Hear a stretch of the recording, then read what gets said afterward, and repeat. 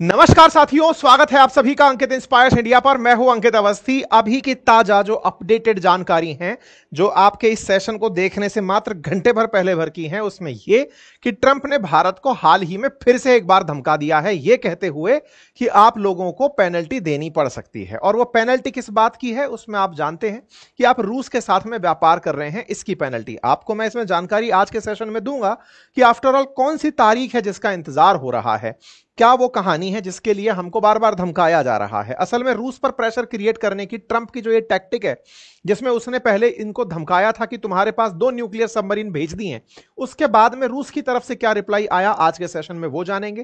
ताजा ताजा हाल ही में भारत को जो धमकी दी वो जानेंगे। और सबसे ताजा बात जो आपके सेशन से मात्र आधा घंटे पहले की है, और वो ये कि भारत सरकार ने आज खुले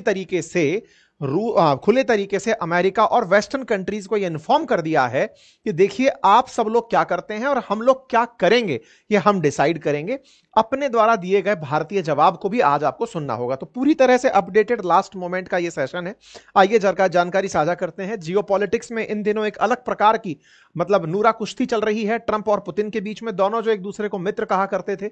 रशिया यूक्रेन वॉर रुकवाने के तमाम प्रयास जब विफल हुए, तमाम प्रकार के नेगोशिएशन वार्ताएं जब फेल हो गई, तब ट्रंप ने अपना दूसरा रूप दिखाने का प्रयास किया। और वो प्रयास ये था कि मैं तुम्हें अब धमकाऊंगा, युद्ध की धमकी दूंगा। और ऐसा पहली बार बहुत लंबे समय बाद देखने को मिला जब अमेरिका रूस को सीधे सीधे धमकाने के लिए अपनी तरफ से न्यूक्लियर सबमरीन भेज दिया।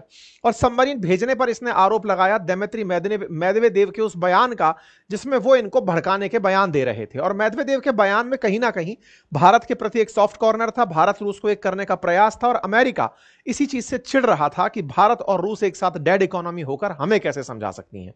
इस तरह से हमें भी लपेटा गया कि तुम्हारे द्वारा खरीदे गए तेल से रूस को पैसा मिलता है और वो उस पैसे से यूक्रेन के ऊपर गोले गिराता है। यह जानकारी हमको साझा करते हुए ट्रंप ने इस बार कहा कि देखो तुम्हारे द्वारा जो किया जा रहा है वो समझ आ रहा है और ऐसे में हम क्या कर सकते हैं वो बात बताने का प्रयास किया। अब इसी बात पर जो ट्रंप ने धमकी दी थी सबमरीन की, उसी पर पुतिन की तरफ से जवाब आ गया है।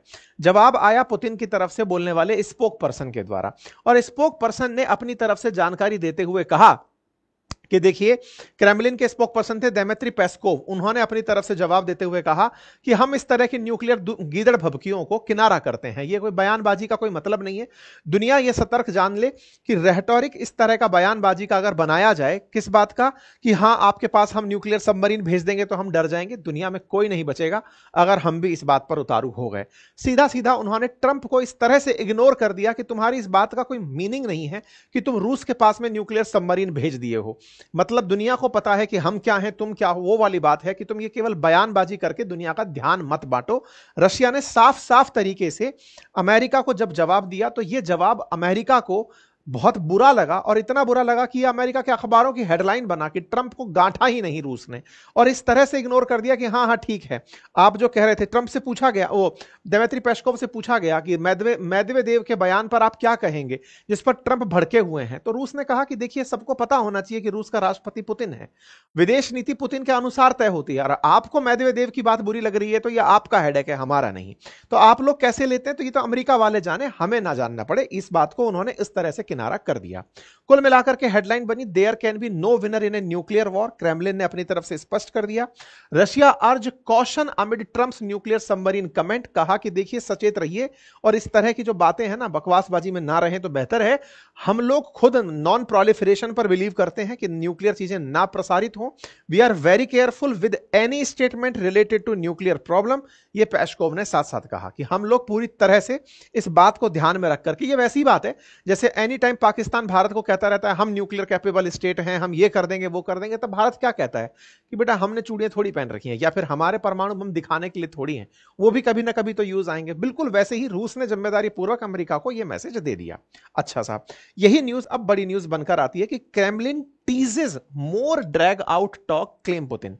लेकिन एक और खबर यहां निकलती है और वो खबर यह है कि पुतिन तैयार हो गए हैं जेलेंस्की से वार्ता करने के लिए।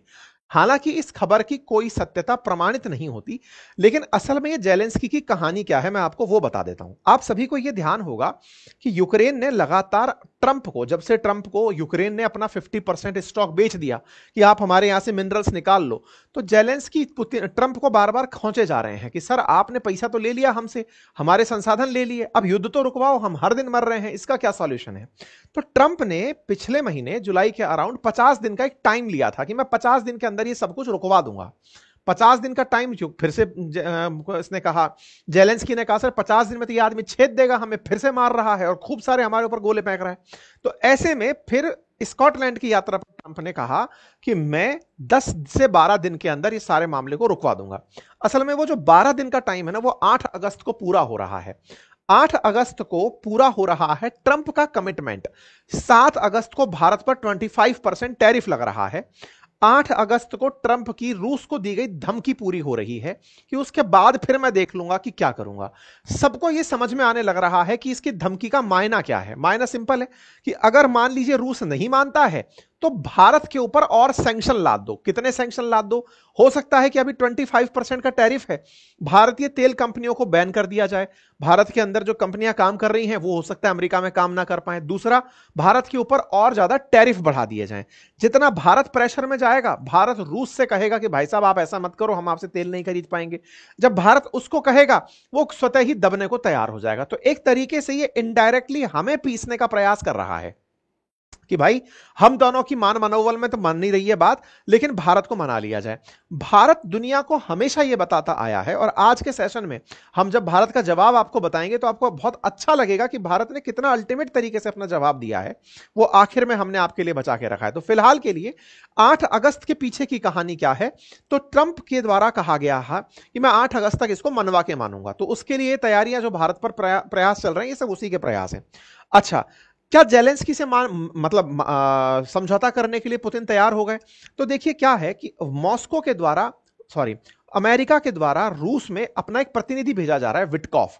और विटकॉफ की जो यात्रा है ना, वो असल मायने में मिलने के लिए है पुतिन से, कि आप मिलकर आए। ट्रंप उन्हें भेज रहे हैं कि उनसे कहिए कि वो जेलेंस्की के साथ कम से कम टेबल पर तो बैठें। पुतिन इस बात पर जिद करे हुए थे लंबे समय से कि मैं जेलेंस्की को राष्ट्रपति मानता ही नहीं हूं। टेक्निकली चुनाव पहले ही खत्म हो जाने चाहिए थे, अब तो ये जबरदस्ती सत्ता में बैठा हुआ है अमेरिका की चाहत पे। इसको हटाओ, इलेक्शन कराओ, जो नया आदमी आएगा मैं उससे बात करूंगा। न्यूज ये कही जा रही है कि पुतिन तैयार हो गए हैं जेलेंस्की से वार्ता करने के लिए। हालांकि इस बात की सत्यता क्रेमलिन ने अभी तक पुष्टि नहीं की है, मार्केट में मीडिया में यह खबर चल रही है। कैसे समय पर? जब अमेरिका की तरफ से एक शांति दूत विटकॉफ 6 तारीख को रूस पे पहुंच रहा है पुतिन से मिलने के लिए। तो ऐसे में अब देखना होगा कि ये क्या होता है। तो लेकिन जब बात भारत की हो, तो देखिए रशिया अमेरिका के बीच में जो भी चल रहा हो, हमें अब क्यों मतलब बलि का बकरा बनाया जा रहा है, उसके पीछे की कहानी ऐसे है कि भारत ने, कहा जा रहा है कि चाइना से भी ज्यादा तेल खरीद लिया है पिछले दिनों में, और इतना तेल खरीद लिया कि रूस के पास जो पैसा पहुंचा है वो पर्याप्त है यूक्रेन को खराब करने के लिए। तो बोले भारत को रोक दो तो ये रूस अपने आप रुक जाएगा। तो ऐसे में भारत पर प्रेशर टैक्टिक्स का उपयोग करने जा रहे हैं ट्रंप। मतलब जब इनकी इन पर नहीं चली तो ये अब भारत के पीछे पड़ने का प्रयास कर रहे हैं। इसी को इन्होंने आज शाम को अपने ताजा ट्वीट में कहा कि India not only buying massive amount of Russian oil, they are then for such of the oil purchased selling it on the open market for big profits. They don't care how many people in Ukraine are being killed by the Russian war machine. Because of this, I will be substantially raising the tariff paid by the India to the USA. इसका मतलब मैं और ज्यादा अब आप पर tariff बढ़ाऊंगा। ये आज की खबर है, शाम 6 बजे की खबर आप देख रहे हैं, जिसमें ट्रंप ने भारत को और एक धमकी देते हुए कहा कि आपको नहीं पता कि आपके तेल खरीदने से रूस कितने यूक्रेनियंस को मार रहा है, इसीलिए मैं आप पर टैरिफ और बढ़ाऊंगा। तो कुल मिलाकर हो क्या रहा है कि जब इनके इस पे बस नहीं चल रहा तो ये हमारे साथ में खेलने का प्रयास कर रहे हैं। और खेलते समय क्या करने का प्रयास है कि लो भाई टैरिफ तुम लोग और टैरिफ पे करो। इसी वजह से हेडलाइन बनती है, ट्रंप से will substantially raise tariff on India, मतलब और भारत पर टैरिफ बढ़ाएगा। यह कब तक अनाउंस हो जाएगा? यह 8 तारीख तक अनाउंस हो जाएगा। क्यों हो जाएगा? 8 तारीख डेडलाइन है। तो देखो विटकॉफ्स की वार्ता होगी पुतिन से, अगर वो सफल नहीं होती है, उधर से वो संदेश देगा कि भाई इसको और तोड़ना है, तो भारत के ऊपर टैरिफ लगा दिया जाएगा। ठीक है, इसी बीच में आज एक खबर और आ जाती है 4 तारीख के दिन ही, कि भारत में रूस से तेल लेकर जो टैंकर आ रहे हैं वो बिना किसी प्रेशर के अभी भी आए जा रहे हैं, यूएस से और ईयू से। ये बात क्यों बता रहा हूं मैं आपको, आज दोपहर में जब अपनी पाठशाला पर अपन ने सेशन किया था तब ये जानकारी दी थी कि अमेरिका और ईयू ये प्रेशर भारत पर क्रिएट कर रहे थे कि आप तेल ना खरीदें। भारत ने एक तरह से एक फेक खबर भारत बाजार में निकल कर आई कि भारत ने बंद कर दिया तेल खरीदना, जिस पर ट्रंप ने रिएक्ट करते हुए कहा अच्छा अच्छा तेल खरीदना बंद कर दिया, ये तो अच्छी बात है। एंड में आज की खबर जब यह आती है कि कोई कमी नहीं हुई, भारत तो अभी भी वैसे की वैसे तेल खरीद रहा है। नई दिल्ली से यानी कि भारत सरकार की तरफ से ऑयल सप्लायर्स को कोई भी संदेश नहीं दिया गया है, इसलिए कंपनियों ने तेल खरीदना बंद ही नहीं किया है, वो चले जा रहे हैं। कहां से खरीद रहे हैं? रूस से तेल खरीद करके भारत लेकर आ रहा है। तो क्या भारत ने अमेरिका की धमकियों को नजरअंदाज कर दिया है? क्योंकि कहीं ना कहीं ट्रंप हमको पहले सैंक्शन के बारे में कहे कि पेनल्टी देनी पड़ेगी, आज कह रहे हैं कि आप रशिया से खरीद रहे हो, मैं सब्सटेंशियली टैरिफ बढ़ाऊंगा, टैरिफ बढ़ाने की बात भी हो रही है, और इसके बावजूद भी आज हम तेल फिर से रिसीव करते हैं। ऐसे में ट्रंप का जो रेसिप्रोकल टैरिफ भारत पर 25% लगा है वो आगे कहां तक जा सकता है? आगे जा सकता है कि हमारे ऊपर स्टील और एल्यूमिनियम पर और टैरिफ लगा दिए जाएं, ऑटो और ऑटो पार्ट्स पर और टैरिफ लगा दिया जाए, या फिर वो जो ग्राहम लिंडसे कह रहा था कि इन पर 500% टैरिफ लगा दो, वो हो सकता है, या फिर भारत से कहा जा सकता है कि आप हमसे और तेल खरीदो। तमाम प्रकार की बातें हैं, कुछ भी हो सकती हैं। ऐसे में भारत को करना क्या चाहिए? क्योंकि असल मायने में इस समय पर यह बयानबाजी का युद्ध है, रेटोरिक का युद्ध चल रहा है कि कौन ज्यादा अच्छे बयान दे रहा है। एक तरफ अमेरिका, रूस तो अपनी तरफ से खेल खेलता ही है, भारत बीच में खड़ा है। तो भारत को क्या करना चाहिए? अगर हम बेस्ट पॉसिबल तरीकों को देखें तो क्या हो सकता है? सबसे इंपॉर्टेंट है डिप्लोमेसी, जिसको हमेशा हम कहते आए हैं, डिप्लोमेसी, डायलॉग एंड पीस, की दोनों के बीच में वार्ता हो। किन दोनों के बीच में? रशिया यूक्रेन के बीच में पहले वार्ता हो, रशिया अमेरिका के बीच में वार्ता हो, जिसके लिए विटकॉफ आए हैं, चीजें रिजॉल्व हो। भारत इसमें पार्टी नहीं बनना चाहता, क्योंकि आप लोग हमें जबरदस्ती घसीट कर लेकर आ रहे हो कि भारत को प्रेशर डालो तब जाके रूस पर प्रेशर बनेगा। इस चीज को भारत कहीं ना कहीं पुतिन को भी समझाएगा, क्योंकि भारत की तरफ से एनएसए डोभाल साहब और जयशंकर साहब रूस की यात्रा पर जा रहे हैं। अगर ये दोनों लोग वहां जाकर समझाते हैं कि भाई आप अपनी बातें रखो, हमें बीच का मतलब वो मत बनाओ ना यार, हमें क्यों अटका रहे हो कि तुम पर प्रेशर डालेंगे तो पुतिन झुकेगा। ऐसे में भारत अमेरिका के साथ भी यही तरीका अपनाए, सेम उसी तरह से जैसे चीन ने किया था। जब चीन पर सैंक्शन लादे थे अमेरिका ने थोड़े दिन पहले कि तुम्हारे ऊपर ये टैरिफ लाद देंगे, 146% तक लेकर चला गया था। चीन चुपचाप दबके रहा, उसने कहा कोई दिक्कत नहीं है, हम समय आने पर जवाब देंगे, और उसने चीजों को कंट्रोल करके अमेरिका को मनाने पर मजबूर कर दिया। ठीक है, और क्या किया जा सकता है? देखिए, बहुत सारी इंपॉर्टेंट चीजों में भारत की जो डिप्लोमेसी है ना, वो बहुत बड़ा रोल प्ले कर सकती है। किस तरह से? भारत वर्ल्ड के मंच पर यह बात समझाए कि हमारा तेल खरीदना केवल हमारी जरूरत नहीं, दुनिया की जरूरत है। अब दुनिया की जरूरत है, यह बात मैं आपको बताऊंगा अभी थोड़ी देर में, जब भारत ने अपना पूरा लेटर जारी करते हुए एक लाइन कही कि दुनिया वालों, केवल हम अपने लिए तेल नहीं खरीद रहे, हम आपके लिए तेल खरीद रहे हैं। वो कैसे? बोले यूरोप ने झगड़ा कर लिया रूस के साथ, यूरोप झगड़ा करके बैठ गया, अब यूरोप को तेल की जरूरत थी, इस वजह से वो हमसे तेल खरीदता रहा, और यूरोप ने दुनिया के जो अन्य साधन थे, पहले वो रूस से तेल खरीदता था, फिर वो उन ओपेक कंट्रीज से तेल खरीदने लगा जिनसे भारत खरीदता था। तो उन तेल का सप्लाई जो है वो भारत ना होकर यूरोप होने लगा। विशेष रूप से जो गल्फ नेशंस हैं, उनका तेल जो है वो निकल करके यूरोप में बिकने लगा। तो ऐसे में दुनिया में जो हमारा सप्लायर था उसको तो तुम लोग लेकर चले गए। ऐसे में भारत को अगर तेल की जरूरत थी, जो ओवरऑल सप्लाई बाधित हुई थी, जो रूस से तेल और गैस आ रहा था, उसको ही तो हमने, तुम लोग वहां से नहीं लेते थे, हमने रूस से लेना शुरू कर दिया, जिसको अमेरिका ने खुद अप्रिशिएट किया था। पिछले कार्यकाल में इस बात का एप्रिसिएशन ही यह हुआ था कि भारत ने सूझबूझ दिखाते हुए दुनिया में तेल की कीमतें नहीं बढ़ने दी। जहां भारत जिनसे खरीदता था उनसे वेस्टर्न वर्ल्ड खरीदने लग गए, और वेस्टर्न वर्ल्ड जिस रूस से खरीदता था उससे हम खरीदने लग गए। तो ओवरऑल चीजें मैनेज रह गई। अमेरिका और वेस्टर्न वर्ल्ड को दिखाना था कि रूस पे हमने सैंक्शन लगाए, वो भी विजेता रह गए, और हम भी, हमारे यहां पर तेल महंगा नहीं हुआ, हमने दुनिया को तेल की कीमतों से बचा लिया। तीसरा पॉइंट जो भारत को करना चाहिए, और वो ये है, इन तमाम ऑड सिचुएशंस में, क्योंकि हमेशा यह देखा जाता है कि कौन ज्यादा कमजोर है जिसे दबाया जा सकता है, तो हो सकता है भारत को, इसलिए क्योंकि भारत की जरूरतें ज्यादा हैं। 85% हम तेल इंपोर्ट करते हैं, और एक्सपोर्ट का मेजर पोर्शन जो सबसे ज्यादा है वो अमेरिका के साथ है, उससे हम बेनिफिट कमाते हैं। दोनों के साथ हमारे स्वार्थ जुड़े हैं। इसके बावजूद भी हमें तैयार रहना चाहिए इस स्तर पर कि हम अपने हिसाब से चीजों को कर सकें। अब उस तैयारी में हमें चाहे अपने युवाओं को, हमें नौजवानों को, हमारे किसानों को, हमारे श्रमिकों को, तमाम प्रकार के जो लोग हैं उन सभी को इस बात के लिए कन्विंस करना चाहिए कि अल्टीमेटली एक दिन, जैसे चीन एक दिन मजबूती के साथ ऊपर उठकर आया, हम लोग भी अगर अपने काम को मजबूती से करते चलें तो एक दिन हम भी बड़े देश बनकर आएंगे। आवश्यकता है देश के अंदर भी सत्ता पक्ष और विपक्ष मिलकर के इस काम को आगे बढ़े।